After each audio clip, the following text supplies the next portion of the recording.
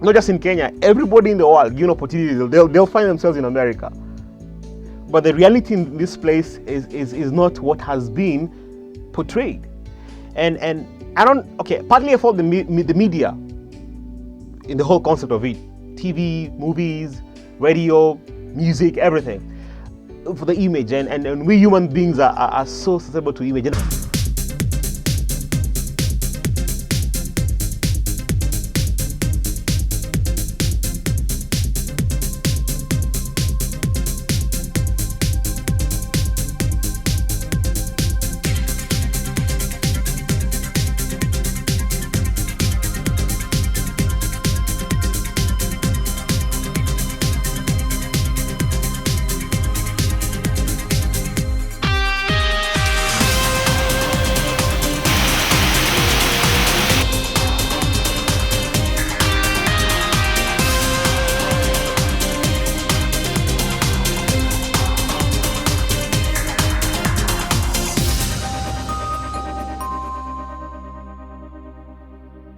Hello, my name is Chris Wamalwa and I'm a Kenyan journalist based in the US. I welcome you to In Search of the American Dream. In Search of the American Dream is a special series for K24, and in the series that follow, we're going to examine some of the issues that affect Kenyans living abroad, especially here in the US and Canada. Most of us have relatives, know of a friend, or just somebody from our village living abroad. In the series that follows, we'll be going around the US, talking to Kenyans, listening to them, collecting their voices on just the kind of issues that affect them, the hardships, the successes that they go through on a daily basis. Severe economic difficulties, increased poverty, and political instability that have plagued many African countries in the last 2 decades have resulted in large-scale migration of Africans to Europe and the United States. Unlike their counterparts in the 60s and 70s, who were anxious to return home after acquiring an American education in order to contribute in the task of national building, an overwhelming majority of recent migrants are more interested in establishing permanent residency in the United States and Canada and Europe. Migrants to North America from Africa specifically encounter numerous challenges, especially in the initial years. Work is the biggest challenge.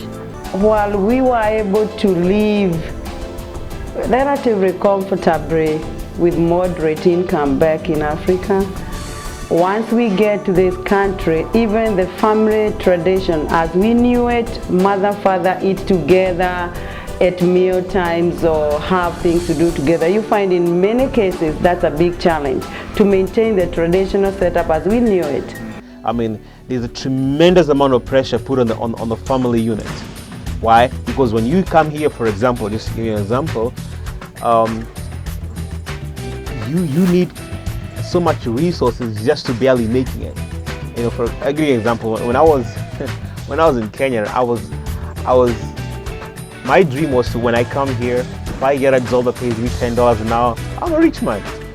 Okay? And that's a good thing from there. But the other side of the story people are not told is that if you're earning $9 an hour, you are below the federal poverty level, the official one. That's the official one, which most economists will say it's outdated, it's not practice, it's been there like for 40 years. So when you're earning about, I would say it's earning $11, $12, depending on what city you live in, you're under the federal poverty line. So basically you can't make it. So most of them come there and the jobs they can get is $9, $8 an hour to start with. And they realize, hey, you know what, we can't pay our bills.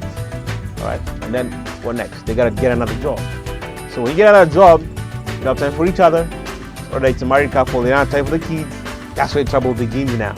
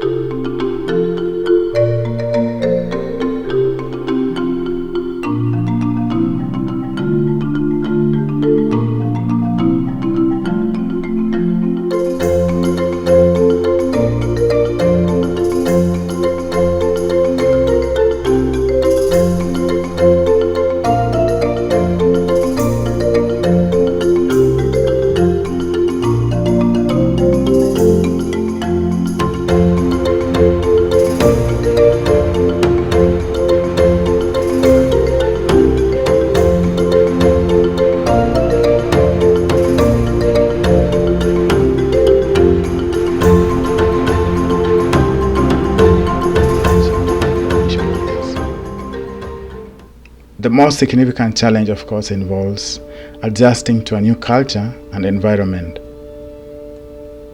The common belief back in Africa is that to make it in life, to be rich and prosperous, all you need is just to get to America. It doesn't matter how you get there, just get there and your life of heaven on earth will surely begin. In America, so the myth is spun around the world, the streets are paved in gold. Of course, this is the mythic depiction of America as the land of opportunity that has drawn millions to its shores across the borders.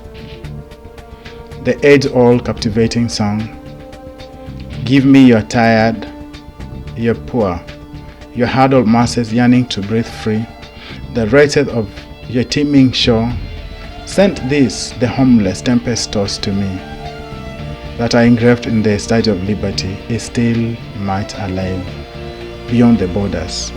Most people left good paying jobs.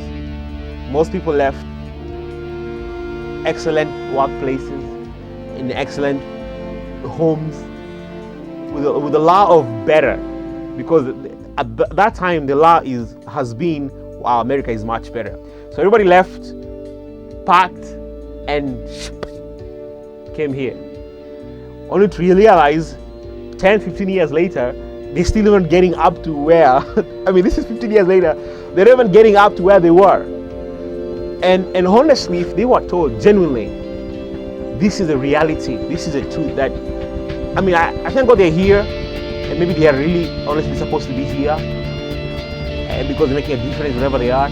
But I think there are people who they have hinged all their hope in being here, and given opportunity, what people, not just in Kenya, everybody in the world, given opportunity, they'll find themselves in America.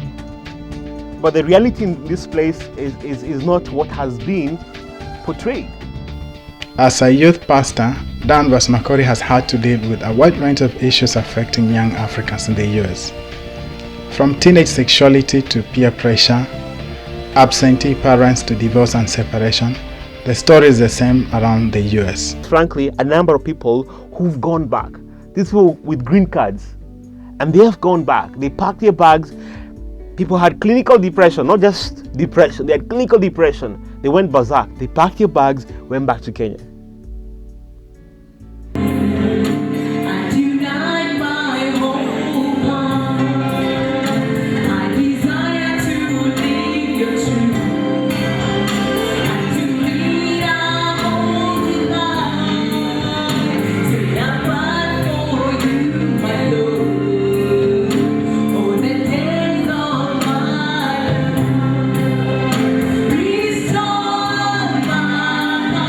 Greatest challenge is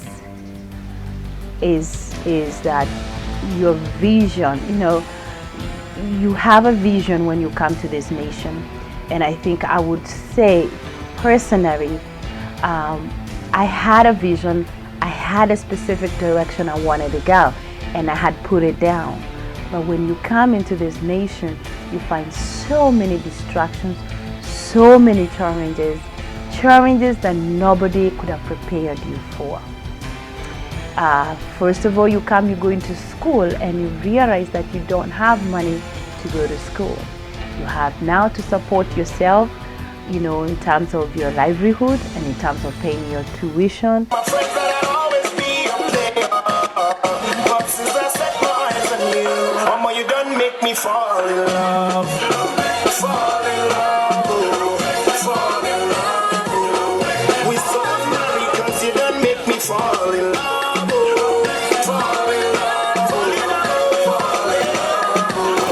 Chris Omalwa, K24, in Delaware, USA.